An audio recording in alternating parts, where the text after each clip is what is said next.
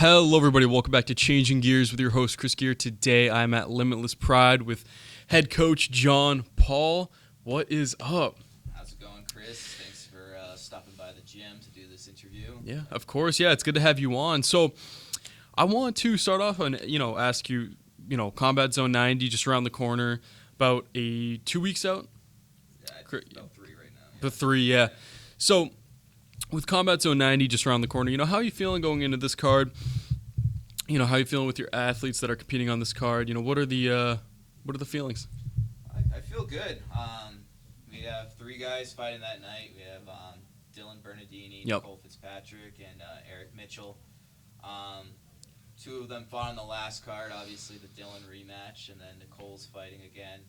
And then Eric was supposed to fight on the last card, but his opponent now is who he was supposed to fight. Yeah. But, we were grinding. Like, we had a draw and a loss for Dylan and Nicole and no injuries or anything like that. Came back, honestly, the next day after the card. Yep. We started training. I usually try to give my guys, a week break after fighting, but they wanted to get right back. They just wanted to jump up. Is that almost a victory for you, seeing, no injuries, no, longer, periods where people got to, fighters have to sit out. Is that almost a victory for you? Yeah, I mean, especially at the amateur level. Yeah. I mean, it's a learning experience. Once you go pro, no one remembers who you fought at amateur, to be honest with you. Right. So seeing these guys learning and getting these tough fights, it's funny when Jerome, the matchmaker at Combat Zone, he'll send me a guy, and you'll be like, oh, is this a good fit for you? I usually respond back, within an hour saying, yeah. This is the time for our guys to get the experience, get those tough fights, be more comfortable in there, you know what I mean? Yeah, for sure. And the no injuries part of it is great. Nicole, for example, even though it was a loss, there was no damage to her at all, you know what I mean? And that kind of shows, in her last fight, I would say it was a very technical fight, but, the other girl threw a lot more, and that was kind of how she lost, and we've been working on that a lot. Yep. Same with Dylan. I feel like he would have won that fight if he just threw a little bit more in the first and the third, and that's what we've been working on a lot for those 2. So. Yeah, and knowing the work that your fighters put in the gym, how does it feel, and what are the emotions when you're walking them out to the cage? Just being, because as a spectator, we obviously can't put ourselves, or we can try to put ourselves in the fighter's shoes, but we can't be there and see the sweat, blood, the hours upon hours of hard work they put in the gym. So as a coach, how does it feel walking your fighters out to the cage after seeing that progress they've made in the gym, seeing the hard work they've put in, and finally going out to, do their thing and shine in their moment? No, it's an amazing feeling, to be honest. When we're walking down, I think I'm, usually more nervous than they are. Because, right. As a coach, you want to see your students succeed. You don't want them to fail. And really, when they're backstage with me, the biggest thing I always tell them, you're not doing this for me, you're not doing this for the gym, so don't put that on your head, because, it's the mental aspect, I think, is the hardest part. You know what I mean? If you're mentally defeated out there, you're probably going to lose. So, I always say, fight out there for you. Win or lose, it's your fight. Don't worry, don't think you're going to make me look bad by losing. I mean, everybody here, I respect everybody, you know what I mean? It's like a second family for me. Yeah, so. Right, definitely. And kind of playing off that, having it be a second family to you, how does it feel? Because you have 3 fighters, correct, fighting on this upcoming card. So, and you actually had 3 fighters fighting on the last card. Yeah. So how does it feel? Because when you're fighting, and I can't speak from experience, but when a fighter's fighting, they have their coaches. Maybe they do have some teammates there, but unless they have teammates fighting on the same card, again, I can't speak from experience, but it seems it would be different. So how does it? Knowing that your fighters kind of have each other to compete alongside, what does that mean, and how does that resonate with you, having them there and actually competing on the same card? I'm sure for them, it feels, it takes the nerves off, definitely. Yep. You know what I mean? Like, you have people there with you that you train with every day. But honestly, like, if someone's putting the work in and I only have one guy for the card, I still have that same energy level as if I have three. Mm-hmm. Like, I have to show that I'm there for them 100% of the way. And I don't want them thinking, if it was just me, I wouldn't perform as well, Yeah. So you got to make them think like your whole team is behind you, even Right. if it's just them. Right. It definitely helps having, two other people with you backstage in Yeah. the locker room to like hype you up and Yeah. whatnot. So I think only one of our fighters has gone backstage alone, Mm-hmm. for one of the cards, but he definitely same thing. Yeah, Say. right. It's always better to have your teammates back there. Right. Yeah, definitely. So, what do you say to your fighters before they walk out? How proud are you as a coach of these guys? Seeing the work they put in, and then having them actually go out there and compete. What do you maybe say to them before they go out? I'm very proud, especially. I'm not sure if you knew about this, but like most of our active fighters, are all, near 40 years old. So like with them, Dylan's the only one that's in his 20s, and with them, they have kids, they're working a job, putting that time in, doing, coming here for almost every day of the week, 3 hours a day, to put that hard work in. It's like no matter what, win or lose, they're winning because that person sitting on the couch isn't, stepping out there and doing this. This is one of the hardest things to do. Just like I said, mentally, you're going out there to fight someone. Yeah, right, yeah, I mean? Definitely. So I want to change gears, and I would do the thing, but I don't have my shirt. I have just a random UFC shirt. But I want to talk more about you and you as a coach. So I want to know where you got your start in the world of martial arts, and where and how did it start for you? So honestly, I started with wrestling in 6th grade. Mm-hmm. Kind of a overweight kid. Did it just to lose weight. Yeah. Probably honestly was hating it throughout most of the season, and then something clicked, and I started winning matches, and I was like, I like this. So I was just doing wrestling, and then I don't know if you know the movie, but this movie 2008 came out, Never Back Down. It was an MMA movie. I saw that. I think I heard of it. Yeah, I think I heard of it. I saw that, and I was like, oh, how do I get into this stuff? Right. And at the time, it wasn't like how it is now, there's a gym on, in every town. Yeah, right. Yeah. I mean? So, yeah. It was tough finding a gym that offered, MMA, because that's what I was, first looking into. Yeah. At first I got some MMA, jiu-jitsu, judo, and boxing background when I was 14. So, that was the start of my journey, and I just kind of fell in love with it. Yeah. So, looking at the youth and kind of seeing the love because you train, I don't know if you particularly train the youth, is that? Yeah, we have a kid. Yeah, okay. Yeah. So, just seeing that love, the love for the sport kind of spread down to the youth, kind of put its roots in the youth. How does that make you feel?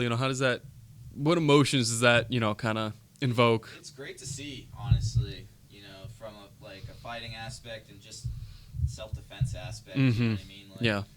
You got some crazy people out there, and it's right. It's great to see these kids learning how to defend themselves if need be, and I think with MMA becoming so popular, it used to be oh, sign your kid up for karate. Yeah. You know what I mean? And that's becoming pushed over. I would say it's becoming jiu-jitsu now. Kids are getting more into jiu-jitsu. I'd like to see more kids getting into striking as well. That's what we offer here, but every fight ends up on the ground, and you need to know that too. So yeah, right. And did you ever fight yourself? Yeah, I had a few fights in my day. Yeah. And, what's the record? It was 1-1. Okay. I competed more in wrestling, jiu-jitsu, and judo. I was more of a grappler, to be honest. Yeah. And then when I started getting into my fight career, I kind of had the idea of opening up the gym, and that kind of took over Right. all my time. So I'm hopeful. I need to lose some lbs first, but I'm hopeful to get back in the cage actually to fight MMA again. Awesome. To be honest. Yeah, so I've asked this question so many times. It's almost, I feel as if it's a no-brainer what you're going to say, but when it comes to the wrestling, the grappling, and kind of setting your own foundation for your start in mixed martial arts or just martial arts in general, would you encourage everybody to start with wrestling? If you have the opportunity to wrestle, and your goal is to fight someday, because now that more people know about MMA, people have the dream of becoming an MMA fighter. It's definitely needed. Yeah, right. I think today's UFC, you look at it, but as a very good wrestler with striking. You know what I mean? The ground game for jiu-jitsu isn't as strong as it was, let's just say 10 years ago. Yeah. People are learning that, okay, I can win a fight if I'm outstriking, able to defend a takedown, and hold them down on the ground. I don't need to submit. Right. And do you have maybe a select few fighters that you kind of hold to I wouldn't say a higher standard, or you don't put them on a pedestal, but are there, who are some of your favorite competitors who have, competed in mixed martial arts or any martial art, whether it's boxing, kickboxing? Who are some of your favorite fighters? The two that come to mind, George St. Pierre. I knew you were gonna say. I just knew you were gonna say that. And Khabib, the reason why is those. Some people would say they're kind of boring fighters, but they fought the long game. They were technical fighters. Yeah. And that's what I really enjoyed about them. It wasn't just who can brawl and win the brawl. Yeah. Yeah. I literally thought of GSP when I wrote this question, and that's so funny that you say. Do you maybe who are some modern, maybe fighters now that you kind of like to watch? Do you watch a lot of them? I'm gonna be honest with you. I'm more casual now. I'm casual now. And honestly, I was more of doing it. Right. Training. Right. I'll watch it with my buddies sometimes, but I don't know. Especially watching with people that don't train. It's kind of hard to listen to their commentary about it too, and a fight goes to the ground and it's instantly boring. Right. Yeah. You know what I mean? If you don't know what you're looking for, I know it's tough, but there's a lot going on in that fighter's head. Right. On the ground. Yeah, and you kind of touched on it, but you brought up how it's a lot of people's goals now to be or to compete in mixed martial arts and be maybe a UFC fighter, just fighting at the top level. Do you feel or how do you feel about the evolution of mixed martial arts? I talked about it with another fighter, Jay Correa, on the show. Or no, not Jay Correa, sorry. Connor Hughes on the show.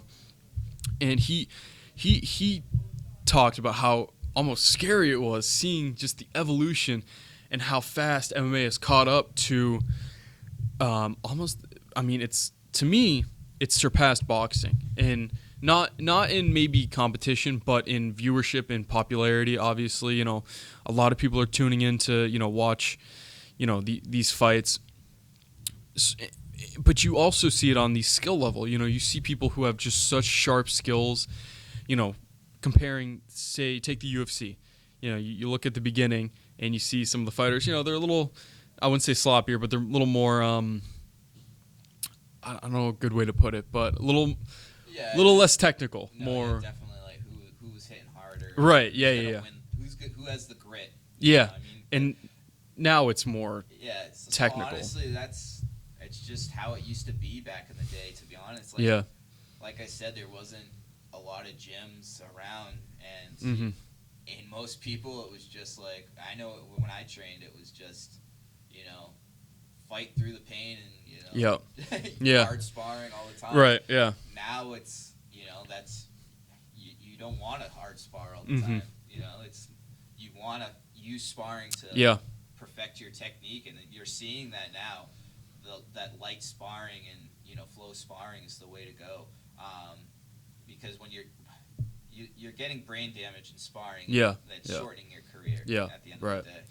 Right. And was it always your goal to own a gym and kind of spread your love for the game down to other people and the youth? Honestly, when I first started, I just wanted to fight. Yeah. To be honest. I think because I was honestly a pretty shy kid. Martial arts in general just kind of opened me up a lot more, and once I hit like a blue belt in jiu-jitsu, I think in the back of my head I was like, I want to open a gym one day. Mm-hmm. Just seeing like the camaraderie and like the family that goes your team. It's not like other sports where you just like you go to practice and then you leave. Like, you start to get to know everybody. It's like, I mean, it's a pretty intimate sport, But like it just, when I started teaching moves as a blue belt, and like seeing that person's face, like, oh, this makes sense, I like to see that, you know what I mean? And that's kind of probably how I started going from fighter to teacher. Yeah. You know what I mean? Yeah. And would you, so you mentioned you maybe want to get a fight in the future, you want to get back to it. Would you compete or want to compete for Combat Zone? I mean, it definitely would be an option. I tell this to my fighters all the time.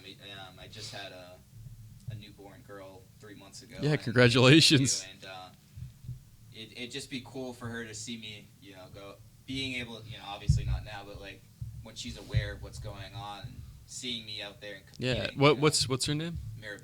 Marabella. Yeah. Marabella, if you're watching this in a couple years from now, your dad's the GOAT. He's awesome.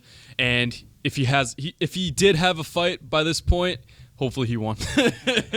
But yeah, would it be kind of a goal for you maybe to fight alongside some of your students? That'd be pretty cool. Like that seems pretty badass. It was funny when they were looking for it was a grappling match. They were looking for the guy to face. I think it's Christos Papalatos for the grappling title. Yeah. All my students messaged me, "Oh, you should sign up for this," and I'm like, I have to lose 30 pounds.